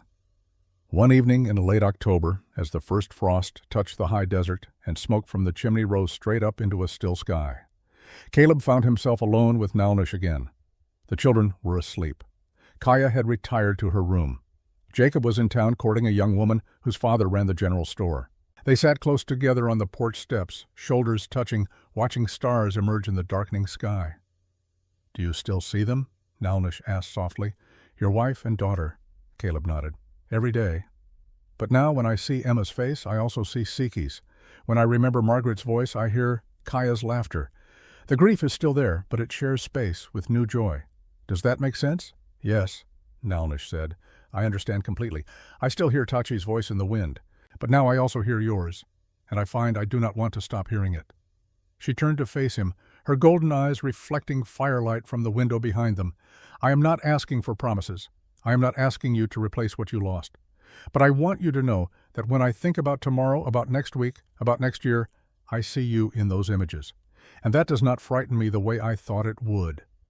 Caleb lifted his hand and gently touched her face, his weathered fingers tracing the line of the scar on her wrist where chains had once bound her. "I am not ready for everything," he said honestly. "The hurt is still too close, the memories still too sharp, but I am ready for something, for friendship that might grow into more, for building a life together slowly with patience, for learning how to love again without feeling like I am betraying the love I lost." Nalnish covered his hand with hers. "Then we go slowly, we build carefully, we honor the past by creating a future worth living." She leaned forward and rested her forehead against his, a gesture of intimacy that asked nothing but gave everything.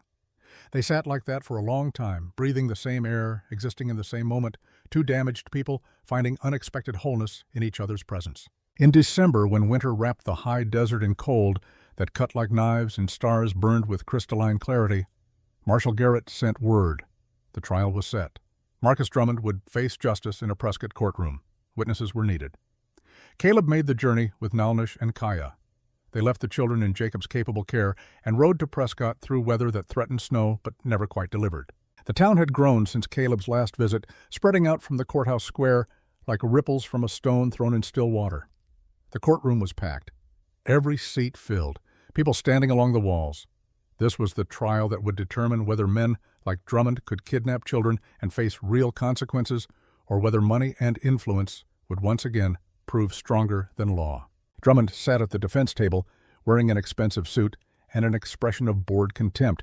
His lawyers, 3 of them from Boston, radiated confidence born of courtrooms where the scales of justice tilted reliably toward those who could afford the best legal representation. But Judge Harold Morrison, 68 years old with a face carved from granite and a reputation for fairness that spanned 3 territories, was not impressed by expensive suits or Eastern credentials. The prosecution called witnesses. Silas Cobb, testifying in exchange for a reduced sentence, detailed the entire operation.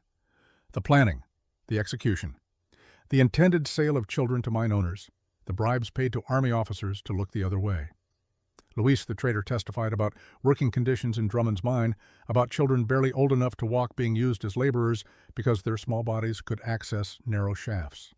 Mrs. Chen spoke about economic intimidation, about how Drummond had controlled the territory through fear and financial pressure. When Nalnish took the stand, the courtroom went silent.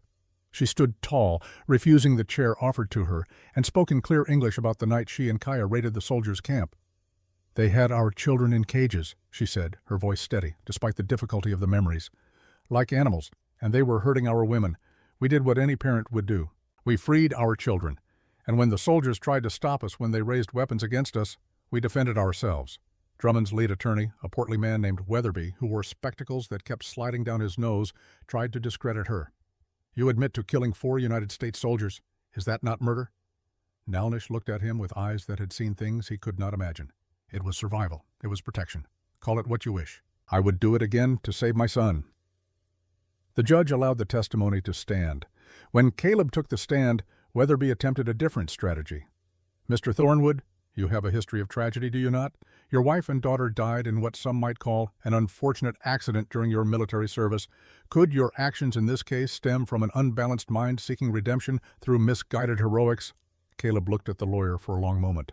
When he spoke, his voice carried to every corner of the courtroom. "My mind is perfectly balanced, Mr. Weatherby, balanced enough to know the difference between right and wrong, balanced enough to recognize that kidnapping children and selling them into slavery is evil, regardless of what legal justifications you drape over it. My wife and daughter are gone. Nothing I do can change that. But I can make sure that other children, other families, do not suffer the same fate if I have the power to prevent it." The prosecution rested.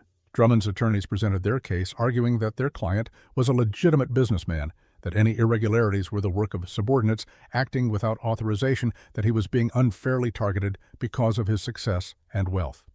The jury deliberated for 6 hours. When they returned, the foreman stood and read the verdict in a voice that trembled slightly with the weight of what he was pronouncing. Guilty on all counts: kidnapping, conspiracy to commit slavery, bribery of government officials, attempted murder of a federal officer. Judge Morrison sentenced Marcus Drummond to 25 years in the territorial prison with no possibility of early release. The man who had measured human worth in dollars and cents would spend the rest of his productive life behind bars. As guards led Drummond away, he looked back once at Caleb. His face held no remorse, no recognition of wrongdoing, only rage at being held accountable. Outside the courthouse, Reverend Hayes stood on the steps addressing a crowd that had gathered. "Let this be a lesson," he called out, "that justice, real justice, is possible when good people stand together. That money cannot buy freedom from consequence. That children, all children, regardless of the color of their skin, have value that transcends profit." Caleb stood with Nalnish and Kaya, watching the crowd disperse, feeling something he had not felt in 5 years. Not quite closure, because wounds this deep never truly close, but something like peace. The knowledge that he had done what he could, that he had stood on the right side when it mattered. 5 years passed. Thornwood Ranch grew from a home into something more. The school Caleb had dreamed of became reality. 15 children now lived and learned there, a mix of Apache and white Mexican and Chinese orphans, and children whose parents trusted this place to give their sons and daughters something the regular schools could not provide. An education that included both cultures, both languages, both ways of seeing the world. Caleb, now 46, his hair more silver than Pepper taught in the mornings and worked the land in the afternoons. The lines around his eyes had deepened, but they came now from smiling as often as from squinting into the sun. Nalnish, 41, taught survival skills and cultural history. She had become the backbone of the operation, the person everyone turned to when problems arose. Her relationship with Caleb had deepened slowly over the years, growing from friendship to partnership to something that resembled love, though neither of them used the word lightly. Kaya ran a small medical clinic from one of the ranch buildings, treating injuries and illnesses for people from across the territory, regardless of their ability to pay. Ayasha, now 12, apprenticed with her mother, learning the art of healing with hands that were gentle and a mind that was sharp. Beadsy, 14, had become a bridge between worlds. He spoke fluent English and Apache. He understood white customs and tribal traditions. He talked of becoming a lawyer someday, of using words and law to protect his people the way his mother had once protected them, with arrows and courage. Jacob had married his general store sweetheart, and they lived in town, but he visited the ranch often, bringing his infant son to play with the children who had become his extended family. On an evening in spring, when the desert bloomed with wildflowers that would last only days before the heat returned to reclaim its kingdom, Caleb stood at the gravesite where Margaret and Emma rested beneath the cottonwoods. He came here less often now, not because he loved them less, but because the grief had transformed into something he could carry without it crushing him. He placed fresh flowers on the grave yellow blooms that Margaret had loved. "I wanted you to know," he said quietly, speaking to spirits he hoped could hear, "that I did not forget you. I never will, but I learned to live again, to love again in a different way. I think you would be proud of what we built, what we are building." Footsteps behind him. Nalnish approached Bidsy, walking at her side. The boy had grown tall, would likely reach 6 feet before he stopped, though he would never match his mother's impressive height. "We thought you might want company," Nalnish said softly. Caleb nodded. Together, the three of them stood before the grave. A moment of respect for what was lost, a moment of gratitude for what remained. As the sun set, painting the sky in shades of orange and purple and gold, they walked back to the ranch house together. Smoke rose from the chimney, lamplight glowed in the windows. Children's voices carried on the evening air, talking and laughing and arguing with the beautiful noise of the living. Caleb paused at the porch, looking back at the land spreading out around them, the land he had almost lost himself in, the land that had given him back a reason to wake each morning.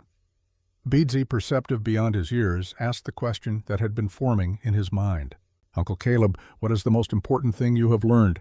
Caleb thought about 10 silver dollars on an auction table, about a choice made in a moment that changed everything, about debts paid in blood and sweat, and the stubborn refusal to let evil go unchallenged.